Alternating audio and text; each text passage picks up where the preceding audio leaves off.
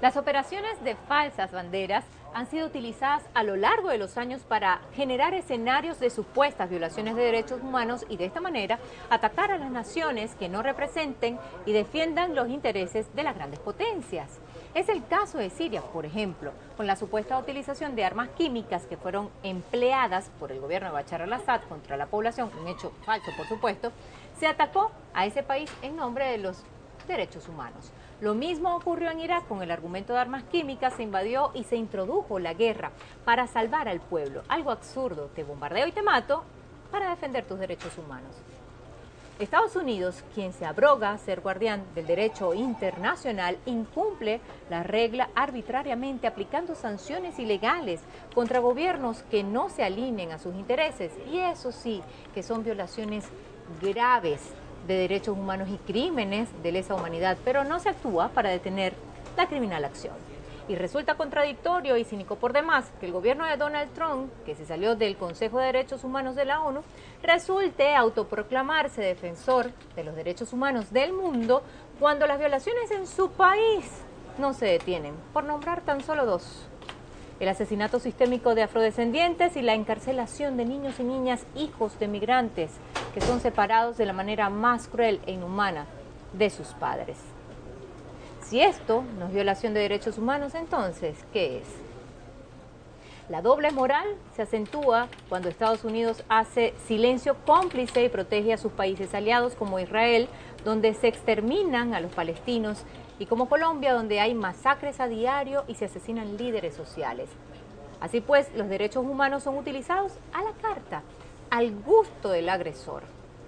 En los últimos días, un nuevo informe sobre supuestas violaciones a los derechos humanos en Venezuela, realizado por una misión independiente de la ONU, en realidad dependiente del Grupo de Lima, coalición de países aliados a Estados Unidos, ha sido publicado para atacar aún más al país ya asediado, que se prepara para elecciones parlamentarias que dejará por fuera la oposición protegida por Donald Trump.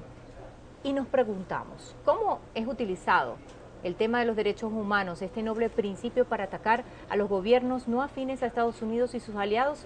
¿Cómo se ha creado una industria de ONGs que ha corrompido los derechos humanos para convertirlos en armas de destrucción masiva? Derechos humanos, un arma para la guerra. Pongamos el punto en la I.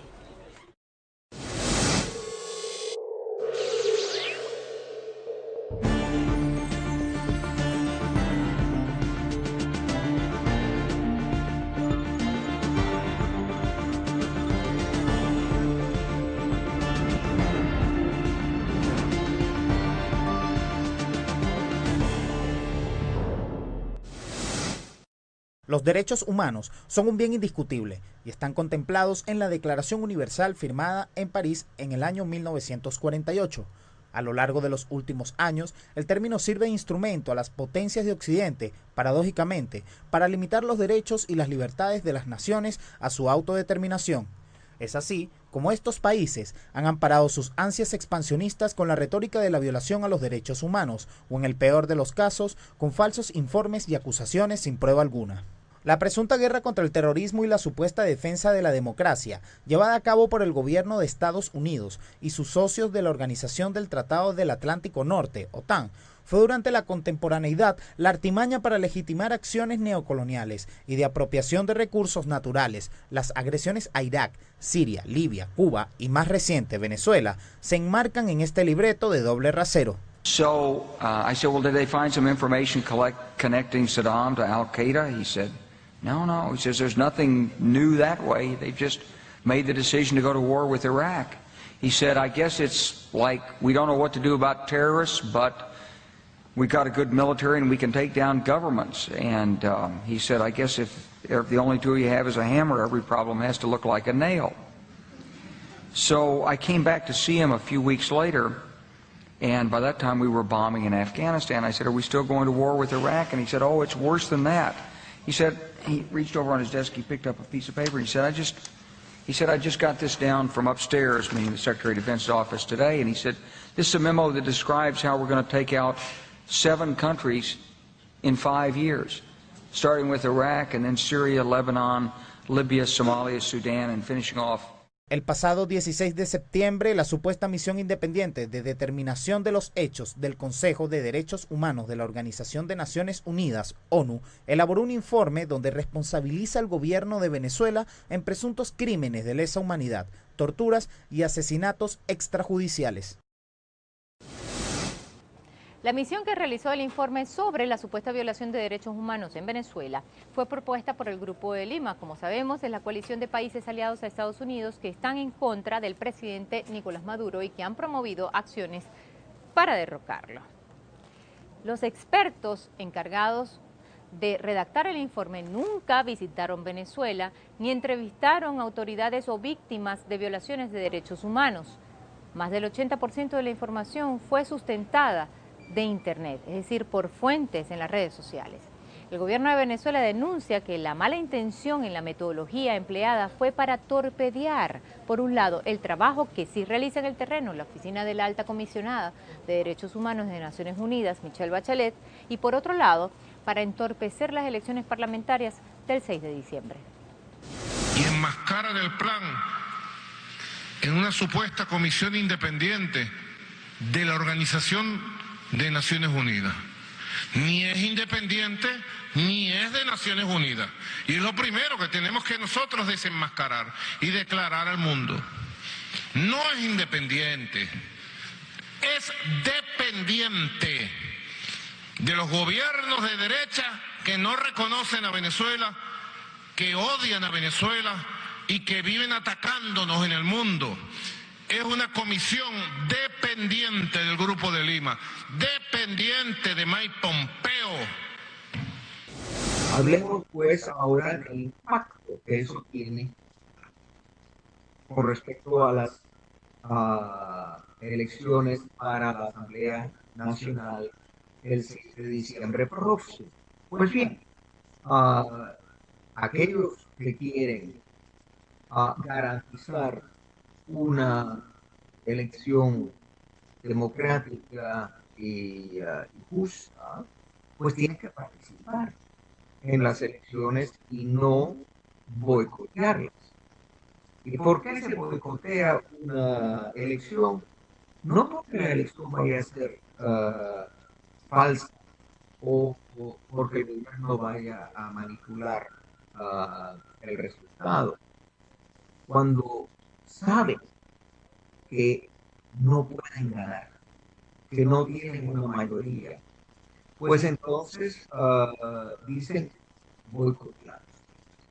Claro, hay un cierto número de miembros de la oposición que participan y esa oposición también reconoce que las sanciones no son contra determinados dirigentes venezolanos, sino contra todo el pueblo.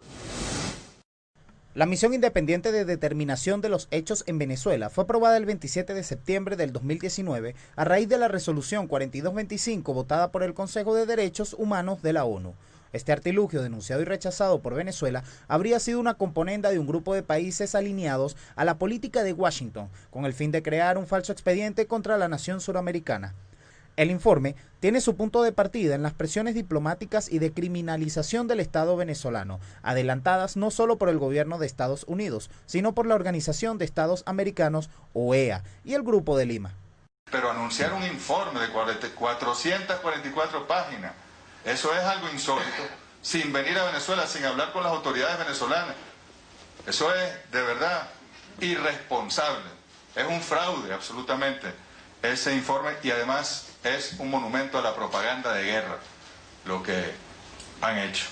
Pero no, además lo adelantaron, porque como la Unión Europea estaba en conversaciones con Venezuela, sus países miembros, para evaluar la observación de las elecciones del 6 de diciembre, y se reunía el día jueves el Grupo Internacional de Contacto, que que creó la Unión Europea, como algunos otros países, bueno, ellos adelantaron su ataque a Venezuela para que tuviese impacto ese día en el Grupo Internacional de Contacto, como efectivamente lo tuvo.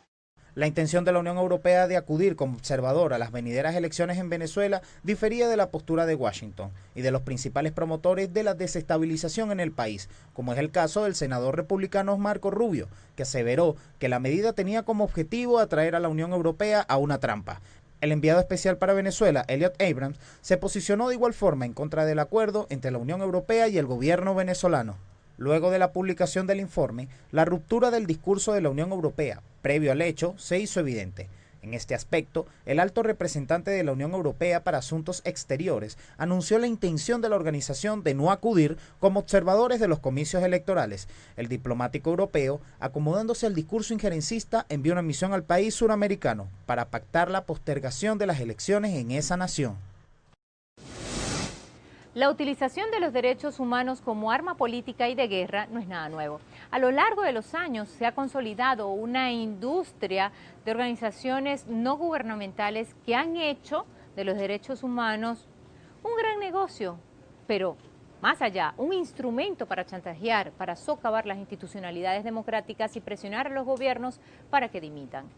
Es el caso de Venezuela, Irak, Siria, Libia. Han sido los derechos humanos la causa bellis en esas naciones. Porque es importante resaltar, no es que hay una crisis económica, que hay escasez de alimentos, escasez de gasolina, escasez de medicinas. La pregunta crucial es ¿por qué?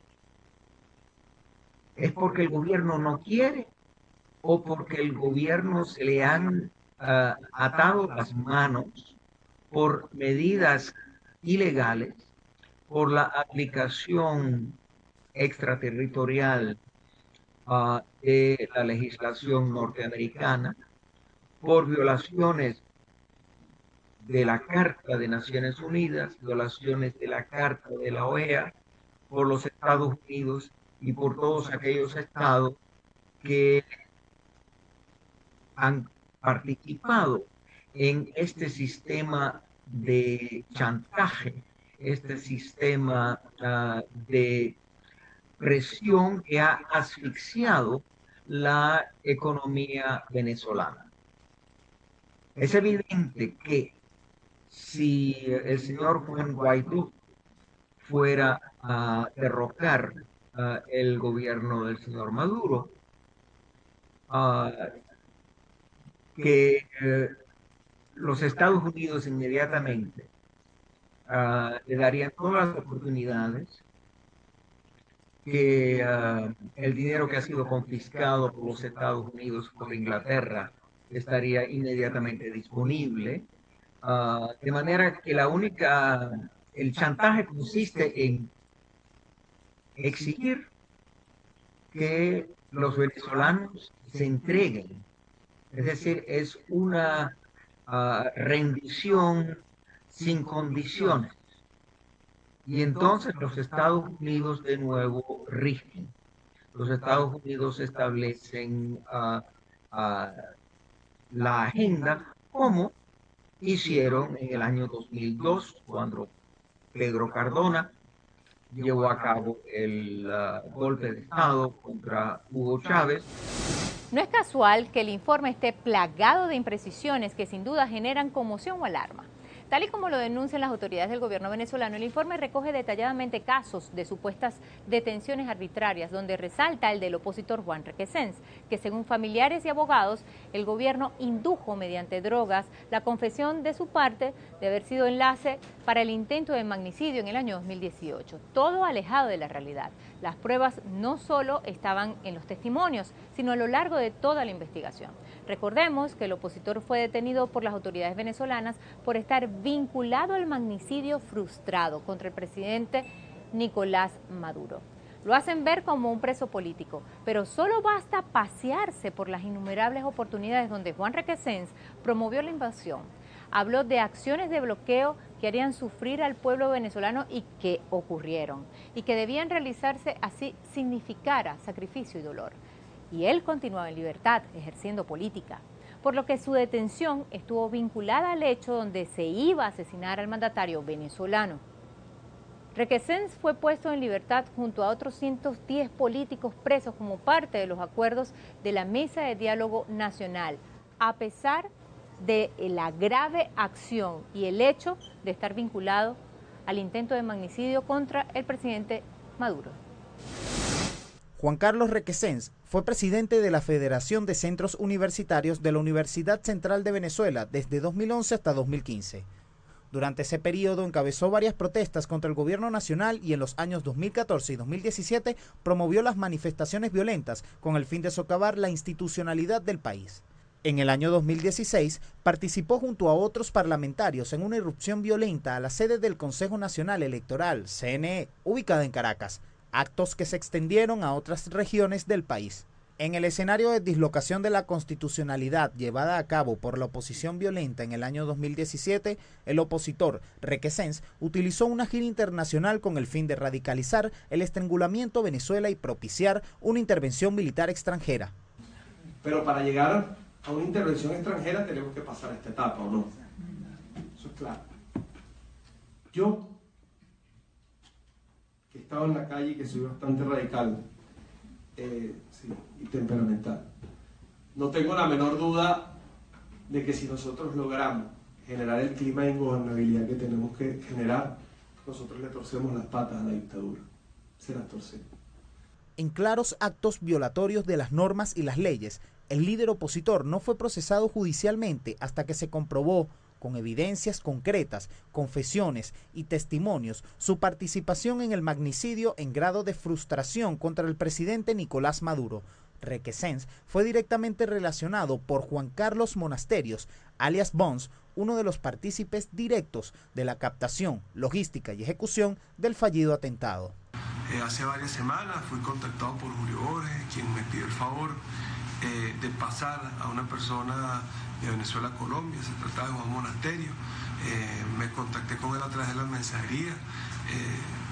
Yo estaba en San Cristóbal y una vez le escribí a Mauricio Jiménez, supervisor de migración, y le hice la solicitud y él inmediatamente se pusieron en contacto con Juan Monasterio para hacer el pase de San Antonio a Cúcuta. El informe de la misión detalla el supuesto trato inhumano que recibió el dirigente de Primero Justicia mientras estuvo cumpliendo su condena, contradiciendo el testimonio del mismo exdiputado, donde revelaba las condiciones humanitarias de las que gozó mientras estuvo privado de libertad. El pasado 28 de agosto, el dirigente opositor fue beneficiado con una medida de casa por cárcel, decretada por el Estado venezolano.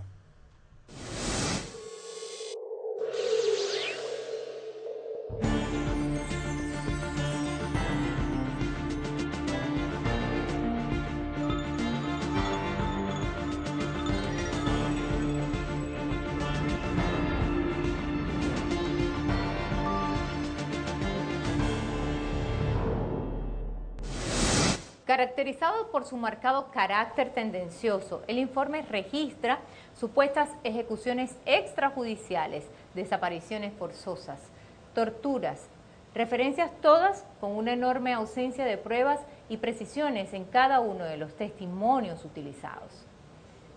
Se remiten al año 2017, donde Venezuela vivió un golpe de Estado bajo las características de la guerra no convencional, donde se usan supuestas manifestaciones nada pacíficas, cargadas de violencia y muerte, para derrocar a un gobierno. Allí hablan de crímenes de lesa humanidad, citando, por ejemplo, muertes ocurridas durante ese tiempo de asedio. Lo que no dice el informe es que durante las guarimbas, que son acciones terroristas urbanas, fueron quemadas personas vivas por su condición política, es decir, por parecer o ser chavistas. Funcionarios del gobierno atacados, policías y militares asesinados por los supuestos pacíficos. En el año 2017, un sector extremista de la oposición venezolana puso en marcha una agenda violenta para tomar el poder político definitivamente. El plan, reedición de la salida, implementado 3 años antes, se caracterizó por la radicalización de las protestas y un marcado discurso de odio. Usaron la plaza Estas acciones como su base para terroristas continuar cobraron más de un centenar protestando de contra vidas. el gobierno. Grupos extremistas lincharon y quemaron a personas vivas, como fue el caso de Orlando Figuera.